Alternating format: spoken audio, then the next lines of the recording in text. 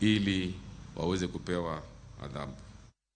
Sirkal mamalo chako chenro mar bero apaya kod alap mar ndeke ma Matulo e kar chung'o bura ma Webuye North motelo ne nyasi mar Madaraka. Jatend migawo mar weche wuoth Kipchumba Murkomen wacho ni chenro no biro konyo jodak e gwenge mar Ukanda kod jopiny mamoko e pacho ka.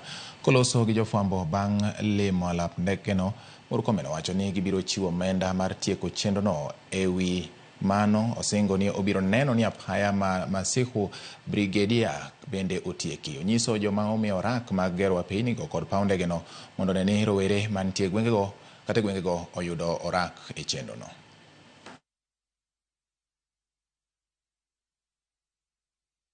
Sisi tunasema asante kwa sababu vile wamesikia engineer wakisema hiyo budget ukituongezea ndio mambo yote yatakuwa mazuri, kwa sababu baada ya tarehe 1 tunaomba kwamba airlines zianze kufika hapa na hapa wananchi waweze kupata faida ya uwanja huu. Kwa maombi ya hawa viongozi na kwa sababu rais mwenyewe kwa amri yake, tutaweka lami mpya kutengeneza hii airport ipate lami mpya. Pia tutaongeza kwa sababu ile uwanja yenyewe ya kutumia kwa ndege ni kilomita 1.1.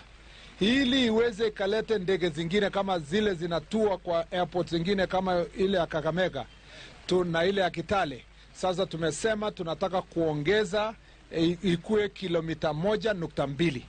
So hapa itakuwa runway yake itakuwa 1.2 kilometers by 1st of June and we will have tarmac runway.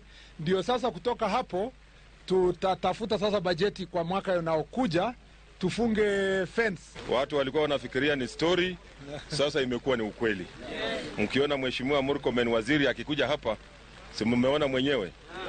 Sasa hii airport ikiwa airport vile amewaeleza, kuna mabadiliko mengi sana ambayo yatakuwa hapa.